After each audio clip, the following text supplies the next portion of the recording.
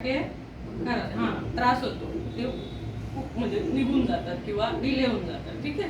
बाळाला जेव्हा पण अंगावर घेणार तर बाळाला वर करायचं, तुम्ही खाली नाही वाकायचं, त्याच्यामुळे पाठीचा त्रास वाढतो.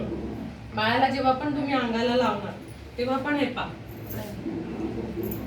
बाळाचं असं तोंड आहे समजा, हे असं निपल, तर निपल आणि निपलच्या आजूबाजूचा पूर्ण भाग बाळाच्या तोंडात जायला पाहिजे, फक्त पुढचं निपल नाही. त्या दिवशी करून दाखवलं ना मी तुम्हाला त्याप्रमाणे. आणि बाळा जेव्हा पूर्ण निपल तोंडात घेतं तेव्हा त्याचा वरचा होत आणि खालचा होत असा होतो उलटा. दाखवलं त्या दिवशी तुम्हाला, समजलं मी काय सांगते? तर अशी पूर्ण ग्रीप बसली तरच बाळाला ओढता येतं, नाही तर तो ओढत नाही, नुसतं पुढचं निपल चाटतो. त्याच्याने काय होतं, जे निपल असतं त्याला क्रॅक्स पडतात आणि क्रॅक्स पडल्यामुळे तुम्हाला नंतर त्रास होईल. त्याच्यामुळे ही जी मी तुम्हाला सांगितली, बाळाचं डोकं वर पाहिजे पिताना, कधी असं बाळ खाली नाही घ्यायचं.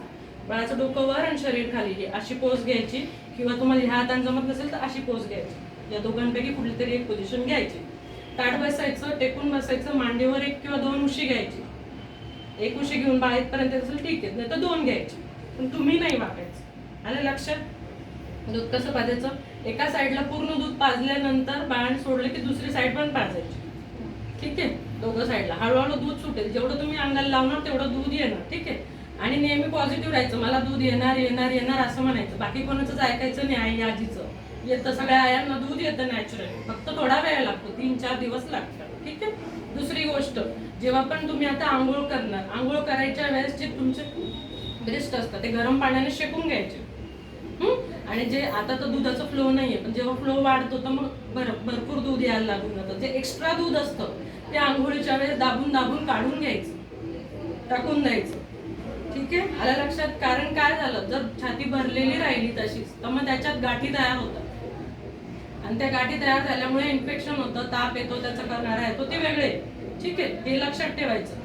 आता तुम्हाला अजून भरायचं हे नाही ना, कारण दूध अजून एवढा आला नाही फ्लो. जसं फ्लो वाढतो तशी छाती भरून येते. तुम्हाला लक्षात येईल, छाती भरली, कडक होते. कडक तिला राहू द्यायची नाही, लगेच बाळाला अंगावर लावायचं, तिला खाली करायची. ठीक आहे. बाळाचं पिल्यानंतर पण कडक होत असेल तर एक्स्ट्रा दूध वाटीत काढून घ्यायचं, झाडाला टाकून द्यायचं. ठीक आहे. जर तुम्ही कडक छाती तशीच राहू दिली तर ती दुखते, त्याच्यात गाठी होतात, इन्फेक्शन होतं. आलं लक्षात? हे सगळं का डोक्यावरून जातंय? कळतंय ना? आणि दूध पाजण्याच्या अगोदर 5 मिनिटं अगोदर 1 ग्लास पाणी प्यायचं, पाजल्यानंतर पण 1 ग्लास पाणी तुम्ही प्यायचं. लक्षात? बाळाला कुठलंच आईच्या दुधाशिवाय कुठलंच वस्तू द्यायची नाही. ठीक आहे.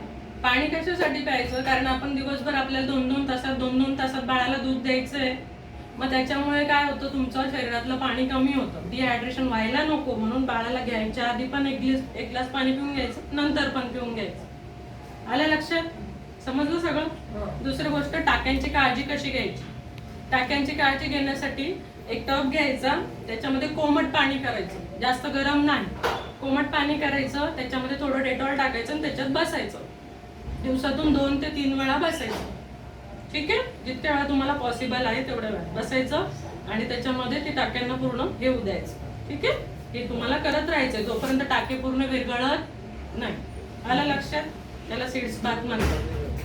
आणि व्यवस्थित आता घरी जाऊन डोक्यावरून पूर्ण आंघोळ करू शकता तुम्ही स्वच्छ, असं काही प्रॉब्लेम नाही. नॉर्मल डिलिव्हरीला आंघोळीला काही इश्यू नसतो.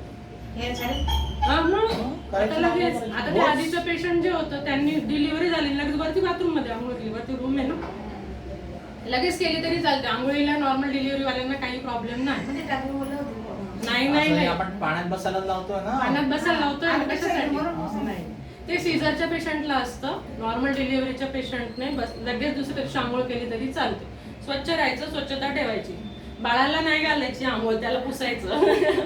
ठीक आहे. आणि पहिले 7 दिवसात कधी कधी बाळाला जॉन्डिस होतो. जॉन्डिस म्हणजे बाळ कावीळ, पिवळं पडतं. तर ते लक्ष ठेवायचं. नॉर्मली पण होतं बरेच बाळ, पण जे ते प्रमाणापेक्षा जास्त दिसत असेल तर लगेच डॉक्टरांना येऊन दाखवायचं लहान मुलांच्या.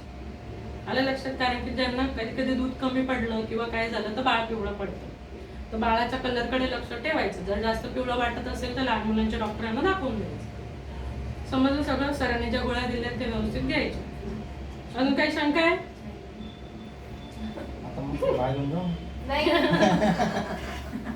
बंद कर व्हिडिओ.